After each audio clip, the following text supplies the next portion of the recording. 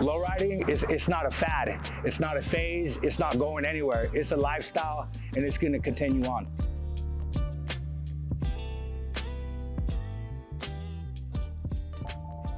My dad passed away, but like all the best memories I have with my dad were cruising and going out to car shows or just cruises and lowriding. Like literally that's what we did 24/7. Years later, when I got myself into a better financial position where I can afford a lowrider, I bought my first lowrider in 1967 Impala. And I remember I was super excited. I went and I picked up my kids and we went cruising. And I had just this super like heavy emotion fall on me because it reminded me of like when I was a kid and I was cruising with my dad. I was doing the same thing with my children, making those memories. I've been lowriding since 1975. I was a drive-by victim in 1979. Over that time, you know, being in a wheelchair and 16 years old, I always had to find something positive, you know. And over the time, I started coaching in the early 80s. And then in about the year 2000, I bought my first Impala. And I went to a car show. And when I went there, I felt like I wasn't even in a wheelchair anymore. I was floating because everybody there I felt young again. Lowriders, cars, girls, you know, the whole thing, music. And I had a car at home. I said, I got to come back and bring my show car next year. So the following year, it was around 2002, I went over there and I bought my car. And I've been lowriding since. I ended up joining the Impala's Car Club. It's a family-oriented, community-oriented car club. That's all we do. We support the community and our family first. Since then, I've just been, you know, doing some positive stuff for the community. Since the day I was born, a kid, my dad always had a car with hydraulics. But I do remember, you know, second grade, third grade, asking him to pick us up in his car after school. You know, that was the coolest feeling ever. Driving through the neighborhood, and through all, you know, out here off of Moreland, down Midville Court, all our friends, and we went to school cruising. It's pretty cool. It's just a good feeling. And we did a video shoot a while back with these guys from, I think they're from Richmond, and I had my grandson in the car. I'm hopping in the car during the video shoot, and my grandson's all holding, and then he asked me, he goes, "Give me the switch, Grandpa, give me the switch." He's 5 years old. I mean, it's just a cool feeling, the way they're growing up around it.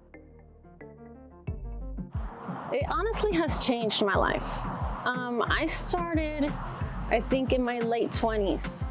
So I didn't start as most when they were young and everything. My dad was more into muscle cars, so I started a little late. The only thing that I could think about it changing my life is all positive, because I have like a bigger extended family. Like the guys are more like my brothers, and I have a lot of sisters, and that's another thing. Is there so many women lowrider now that it's awesome to see and to support each other in doing something that, you know, everybody who is in that kind of community can understand, and that just builds you up.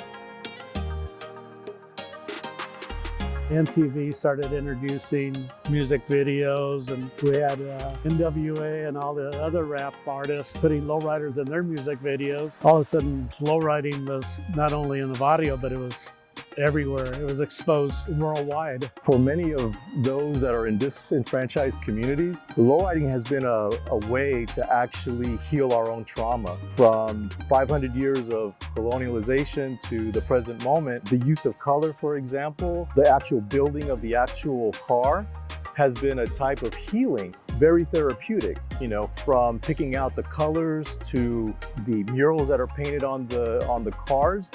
That in and of itself is part of healing for the community. And I would venture to say, not only for the person who's actually putting the car together, but also for the general community, those that are the observer of the rolling art, because I would say that this is rolling art, the vehicle by which healing takes place among communities of color, but specifically the Chicano, Latino community. And we know this because even Mayan elders, indigenous elders have always used color. A lot of the indigenous colors that you see currently among indigenous peoples in Central America, Mexico, South America, a lot of the clothing was actually very simple. But it wasn't after colonialization took place and the invasion took place that indigenous communities began to use color and put on the bright colors in order to heal their bodies and the trauma on their person. So it's multifaceted. In the late 50s, everybody was lowriding white, black, brown. everybody had low riding. In the early 60s, they started developing high performance cars. So everybody wanted to become a hot rodder, but the low rider style never left the Chicano community, the barrio. We just held on to that look, that style. We inherited it, and we never let go of it. And I've been told as long as there's gas and cars, there's going to be lowriders. And I really believe that. So this is also part of developing our self-dignity. Building these lowriders, it builds our self-esteem. It impacts younger people that are watching older people and elders participate in this endeavor. It is building self-dignity and being visual to the larger and broader community that we're still here. We're still alive. We're still people. And it actually brings back our humanity.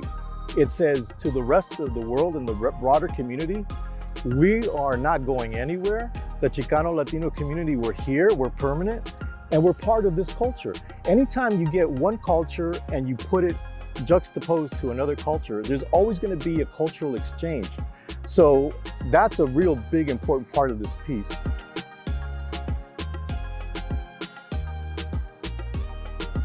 Juan Roman pitched the idea of, hey, we should do a council. We should unite the car clubs, try to build a collective. So when we do stuff, community fundraisers, whatnot, we can do it together. We'll have a bigger impact. We looked over to San Francisco, the San Francisco Lowrider Council, and what Roberto Hernandez was doing out there. We reached out to them.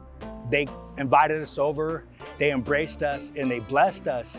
And so we really began to try to model ourselves after what they were doing. It was a trip because especially the OGs that had these grudges and, you know, these stubborn old men, they embraced the idea and they got really excited. Now we have all these car shows and stuff like that, and everybody's just mingling. Santa Rosa, Windsor, Hillsburg, all these older dudes that had this bad blood are now working together, and we're doing fun. We did a project for the Second Chance Club at the Santa Rosa Junior College, and we raised $1,000 for a scholarship for a formerly incarcerated student. We did that together as a collective. You know, we would have never been able to do that had we not come together and united.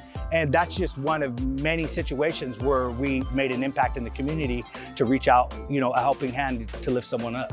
I got affiliated with the Lowrider Council just to see what they do and what we're doing for the community, and everything's positive now, and we're trying to set an example for the youngsters. That's been really the highlight of my life, you know, for now, you know what I'm saying?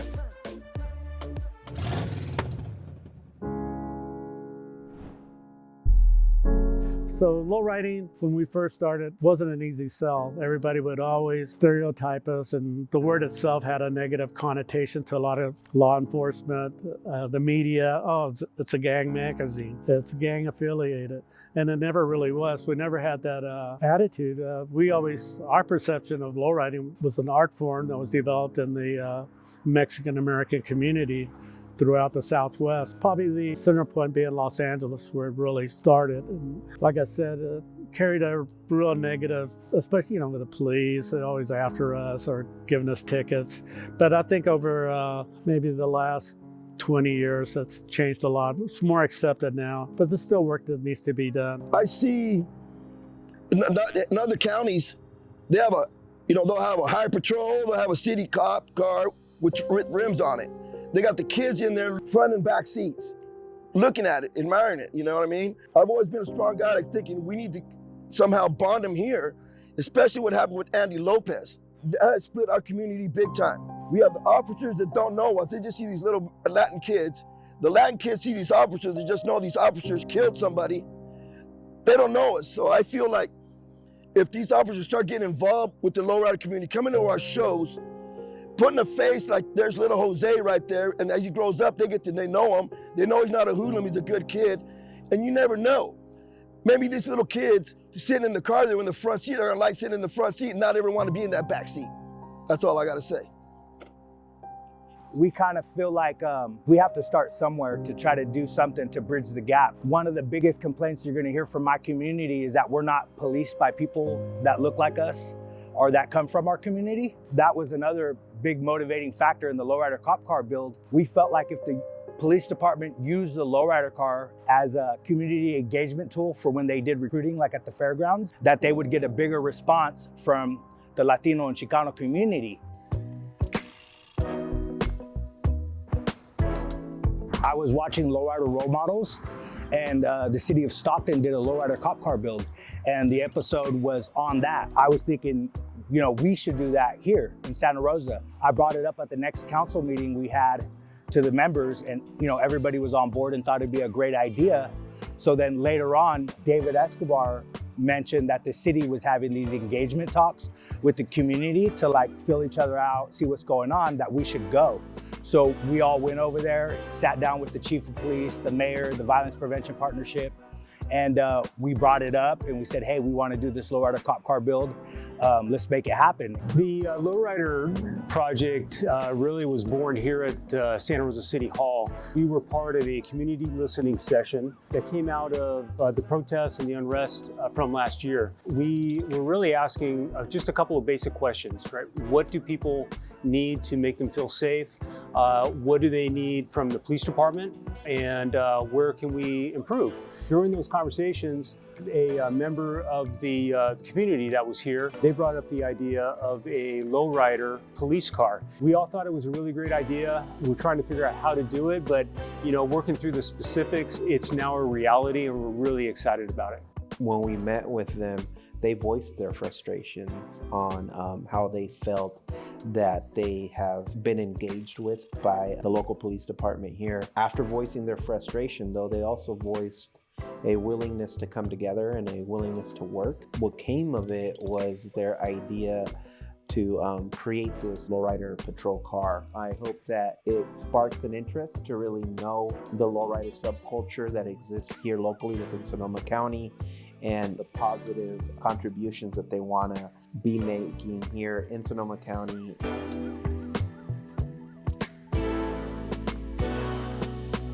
This police car, I think, is going to be a big difference, and it's going to be a big difference in the community and in the lowrider community. Because I remember all the time being around, seeing a cop, I always walk away, you know, avoid it. Going to the car shows, there's always cops there. You'd avoid them walking away. And I remember going to the Oakland car show and seeing the police car there. I remember instead of walking, I went by and I sat there and talked to the police officer for a while, and I felt normal. Instead of trying to avoid them, I went over and talked to him. I talked to him for about a half hour, which was pretty cool, you know? Didn't feel no difference. It's an opportunity for conversation, and I think that that's really critical in order to build bridges, to begin to make change within the community and within the police department. So I think that's the outcome of this project. I think there's more, but we'll wait and see. You know, we're really excited about this program because I think that it's going to be giving us an opportunity to really open up doors and opportunities for dialogue.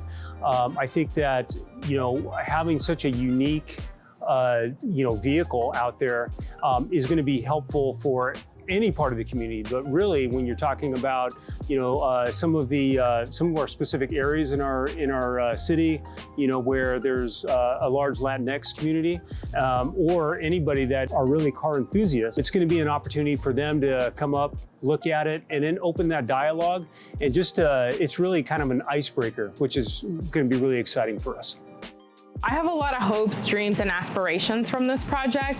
I hope that the community understands that we see them, that we see culture, that we see the beauty in our BIPOC community, that we do see this as a gift, we see this as an opportunity, and that this will create multiple bridges. And we know that this isn't a one-size-fits-all, that this is going to have to be one of many attempts, one of many projects, but more importantly, that we're going to meet community where they are.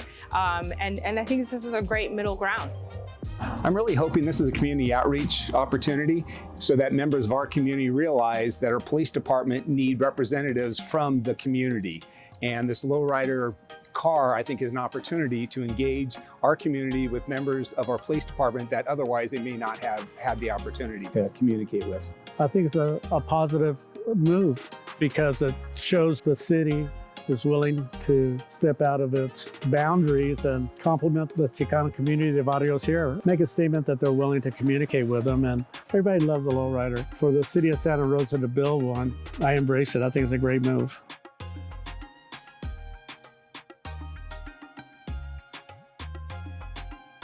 the rest is history. I mean, it's been a long haul. In the end, once the wheels got turning, the car got handed over. Man, it's been a blessing just getting to work with the other individuals in the council, everybody's hard work that they put into it. This project for our community is sort of a big deal. I don't know if you guys remember, but back when cruising on Mendocino, it wasn't always allowed. But here today, the police department, the City of Santa Rosa, is celebrating our culture with us. And we gave this Lowrider Patrol Car to the city as a token of our trust in them, and that we want to participate in the community. And we want to be a part of making our community better. And they're celebrating that with us. So for that, I say thank you. It was a very challenging time for our community, for our nation. But what was so nice with the community engagement folks, bringing people together and just listening. And Ray and I were sitting around talking with some of the representatives from the Lowrider Council. And it was great when they brought this idea up. I know Ray and I did not bat an eye. So at the time I was mayor and I come from the police department, I'm like, well, wait a minute, that's gonna be Ray's call. But Ray, I'd really encourage you, let's follow up on this. If the idea came from the council, what a wonderful partnership. I'm so happy to be part of this. I can't wait for the unveiling. We have a new rock star in Santa Rosa. Many of you know her as the city manager of Santa Rosa, but Marykisha Smith, we are so fortunate to have her here. She's gonna make things like this more of a reality each and every day. We, the City of Santa Rosa, are committed to fostering an environment where we all collaborate and celebrate all. We will celebrate our diversity, create a sense of belonging and mutual respect, not only today, but every day. So today, we celebrate our hard work together. I'm not gonna be as lucky as most of you all who have lived here in the City of Santa Rosa and been able to serve under his leadership for 30 years. But Chief, this is what police relationship in the community looks like. I also want to thank you for naming the vehicle after Marylou. That really means a lot to our department and to her family. You know, the Marylou is a project that was born right here in this parking lot. In fact, when Councilmember Schweidhelm was talking about us meeting with the Sonoma County Lowrider Council, we actually met right here next to this gray Impala. And that's where the idea came up to create a patrol lowrider vehicle. And it was just an exciting time, and for me it was exciting because we were able to kind of look at this and say, well, how do we do this? And you know, we had the support of the community to do this. It came from them. It was their idea, and we're really excited to be a part of this.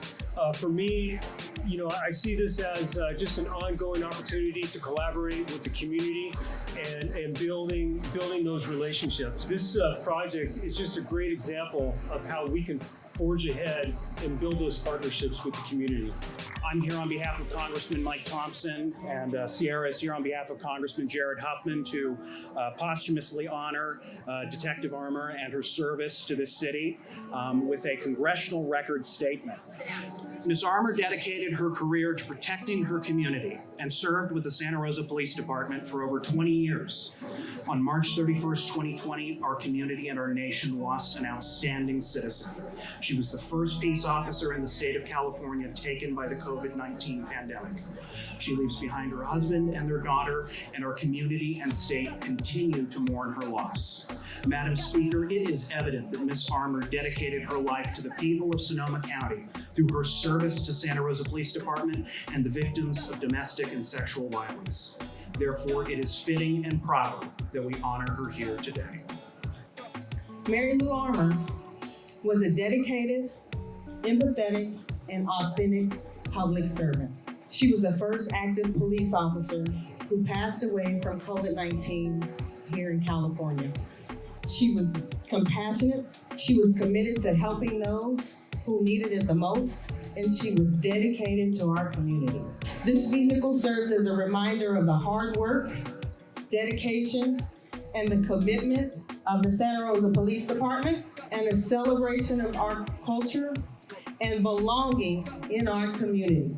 I commend the efforts of our staff, the contribution of the Office of Community Engagement, thank you, our fleet department, our police department, and all employees who came together to make the Marylou Lowrider a reality.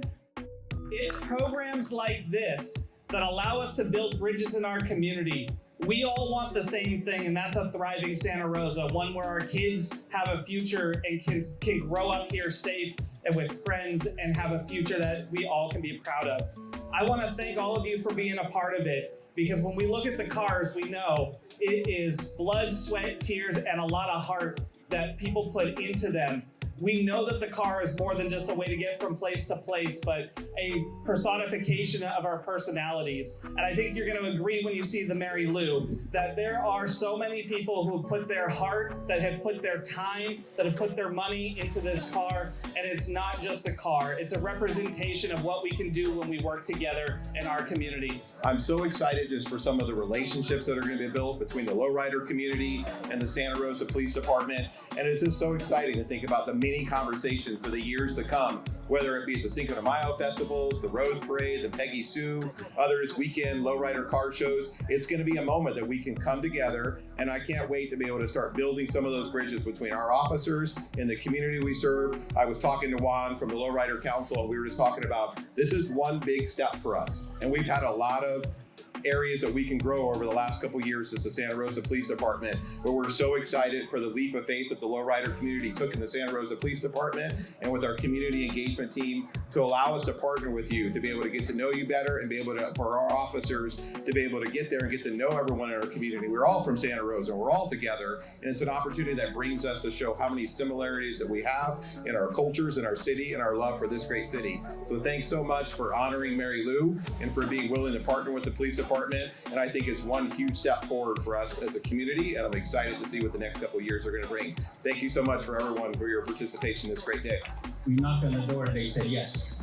Right over there, that's a product of what community has accomplished working together. We want to be driving around the streets of Aztlán feeling like we're invisible or feeling like we're going to get pulled over because they don't understand us. And I think the build of this, working together with law enforcement, with the barrios, coming together and actually bridging that gap and working together to deconstruct that, that image that we had 30, 40 years ago. We want to rebuild it with cohesiveness, carnalismo, familia. Here to represent the lowrider community. So, which I've been doing for about 50 years now. As owner of the Lowrider magazine, the word lowrider, God darn, everybody would freak out. Hey, would you like to advertise a Lowrider magazine? No, it's a gang magazine. I go, no, it isn't. I never thought of it as a gang magazine, an Indian association. I looked at it as a part of our cultura, part of the barrio. Thank God that it became the #1 magazine in the country. So we broke all the stereotypes. Now you see lowriders in the Super Bowl and commercials everywhere. We're part of the American culture, and that's the way I looked at it, and I'm glad we were able to achieve it, because it's a family, cultura, lifestyle that is never going to go away. With that said, I can't wait to see the car, and thank all the people that built it, put all the work into it, and should be a bad ride. Thank you. I'm so excited for us to unveil the Marylou. So now it's our pleasure to be able to introduce you to the Marylou. Can you guys help me with the countdown? 3, 2, 1.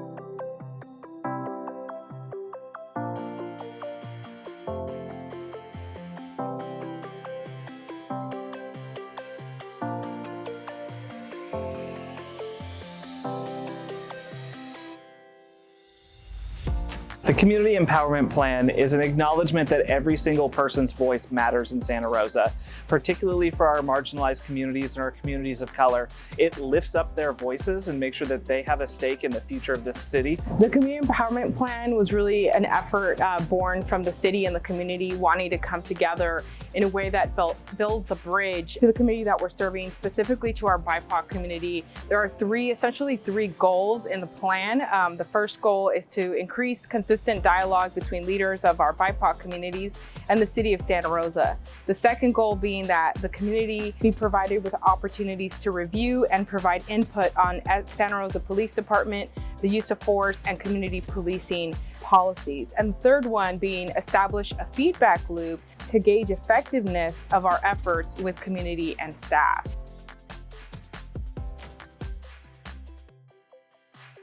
It's forced me to be more introspective about my allyship and to really ask, how can I help lift other voices that have traditionally been marginalized or not heard, not just on a platform when an incident happens, but really proliferating through everything we do at this city. How do we make sure that our community is better represented in what we do day in and day out? I honestly hope that it actually brings everybody together, because I know that there's a divide. Right now, the past couple years, there's been a divide with the community, the police, stereotypes against us as lowriders. So I hope that when they go out to the community events, that it actually kind of relaxes everybody and brings everybody in to be like, oh, like have that communication with the police. Like, what is this? Like, you know, because everybody's gonna be like, whoa, where did this come from? You know, and that's what happens with our cars. It's like when we're out in people that we don't talk to usually, they just like, oh, whoa, and then they talk to you like thumbs up or guess the year, and then you're like, no, close, and all that.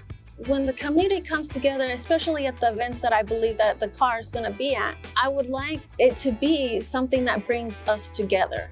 I feel like it's just gonna be a positive thing for the community and the city to really celebrate the culture of lowriding and the Chicano culture at large. But I think collectively, again, I want to reiterate that this idea was organic and it came out of the love that the lowrider community has for itself, and also wanted to then manifest it in a place and a space that you wouldn't normally think that lowriders could actually exist. Part of our lowriding is empowering ourselves and our community. It's political resistance. You know, the fact that Sonia's up at Windsor and she puts it right, all the lowriders in the middle of the farmer's market, right? When we put our lowriders there, it's a reminder to that larger Anglo community, right? That we're still here. And it's almost like creating almost like a wedge, like, well, why are they doing here? It's like, well, shoot, this community was full of immigrant farm workers. You know, let's cohabitate. You know, let's participate, right? And so that's what the beauty of this lowriding is. It's like, it gives an opportunity for us to heal, resist, and also begin other conversations, right? Yeah, I'm really hoping that this project helps to build trust between our law enforcement community and our community members, particularly our communities of color. I think in these types of interests, we find our common humanity, and we find that we're more alike than we are different from one another. And I hope that that opens the gateway to having constructive dialogues about what your lived experience is and how it can better shape the future of this city. I think it's a good move for the city. It shows them that they're openness, and not only that, but for the police department too, that they're become a part of it.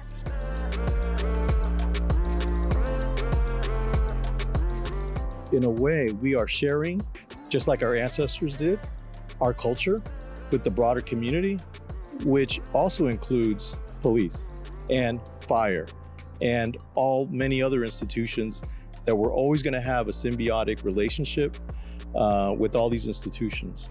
Our value system from an indigenous standpoint has always been about sharing. Well, I think the Lowrider project, it's great that the City of Santa Rosa got involved, and I think the Chicano community and the Lowrider community here locally in Sonoma County is going to embrace it. Hopefully we can get the fire department to pitch in. Lowriding, it's not a fad. It's not a phase. It's not going anywhere. It's a lifestyle, and it's going to continue on.